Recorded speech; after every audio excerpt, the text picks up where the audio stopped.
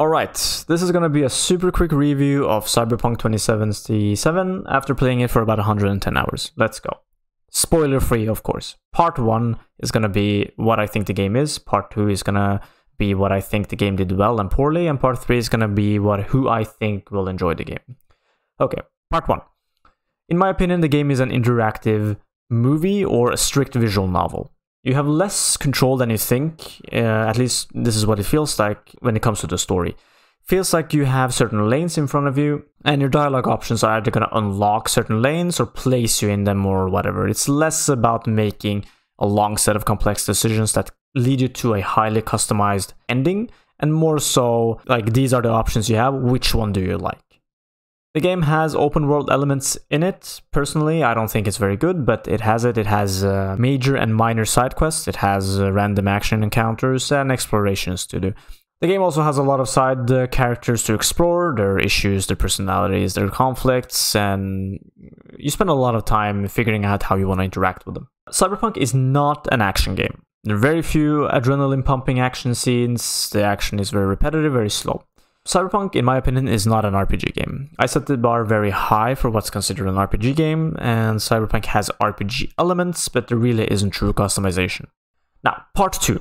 What does Cyberpunk do well? Cyberpunk does a great job with the story. The story is generic, but done really well. Partly because they've done a really good job with the story, but also because there is a lot of great elements surrounding the story. You have good lore, good backstory, good side characters, good production quality, good visuals, and in general, there is a lot of depth to the story and what's happening parallel to the story. Even though the story is a little bit short, you get to do a lot of exploring different elements. The sound and voice acting is great. Overall, soundtrack is great, voice acting is great, background sound is great. Another element of the game that is amazing is Night City. Night City is a character of its own in this game. It's very beautiful. During the day, you have these beautiful cascading light waves shining on skyscrapers. During the night, you have neon lights and street lights following deep into the streets.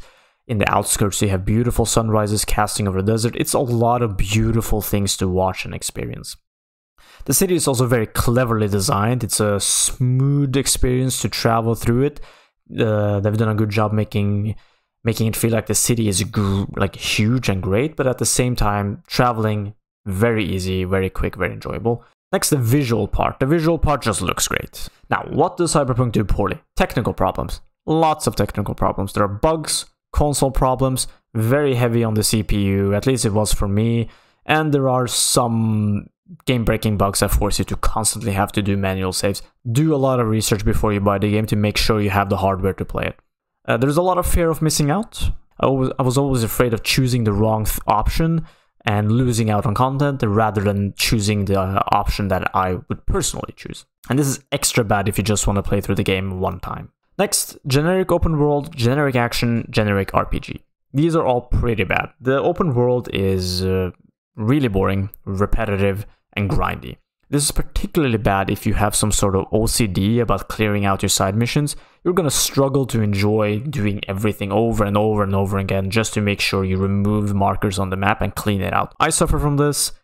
It was kind of like hell. The action is very generic, very shortly into the game, even on very hard difficulty. Things get very easy as you choose your archetype of a build, and each fight starts the same and ends the same. The RPG elements are also very shallow, quickly lost interest in them after you get a certain amount of perks and the key parts of your build. Nothing else really did matter. Not a lot of customization that mattered for me personally. Now, the worst part of the game is the pacing. The pacing in Cyberpunk is actually horrible. Out of the 110 hours I played, only a small amount went to experiencing the great story and the great important side missions. Everything else was just pointless grinding and just boredom inflated content. It feels like they made two games, one with an exceptionally good story and then they also had this open world, flawed RPG game. And in order to bridge them, they had to kind of inflate a lot of content, and a lot of that inflation and poor pacing spilled into a lot of the story. Now, it's important to specify that the main story and the good parts of the story are great, but in between the great bits of story, you have a lot of filler that you have to deal with. Now, who will like the game and who won't? I think people that like a good science fiction story and can handle poor pacing and inflated content will enjoy this game. If you like exploration of side characters, if you like light RPG elements and not heavy RPG elements, you'll probably enjoy this. If you like to replay the game, you'll like it. There's a lot of replayability if you enjoy playing the same story multiple times with different flavor. If you love exploring open maps, looking for hidden loot, you'll like this. The people that probably won't like the game are people that want a science fiction action game or a science fiction true deep RPG game. Cyberpunk doesn't provide good action or true RPG in my opinion. If you want fast-paced story, that's not Cyberpunk, unfortunately. If you find repetitive grinding and inflated content unbearable, you're not gonna have fun in like 90% of the game, unfortunately. And if you're a type of player that want to play the story one time and get the full experience, unlock everything in the game and see all the endings, you actually have to put a lot of time into doing what feels like a chore rather than exploring and enjoying the story and what the story has to offer. Overall, I think that Cyberpunk has a great story, and I would actually go so far to say that a lot of people would probably enjoy watching Cyberpunk in a cut version, where you only have to see the important dialogue, the important cutscenes, and the important action events as a movie, as opposed to playing through all the filler. I also think the game would actually be much better if they went all in on the story and make it more of an interactive visual novel and not mixing these two different games into one. What pulls it down is the non-story elements of the game, and what makes the game great is the story elements of the game. So you're kind of trapped in between them.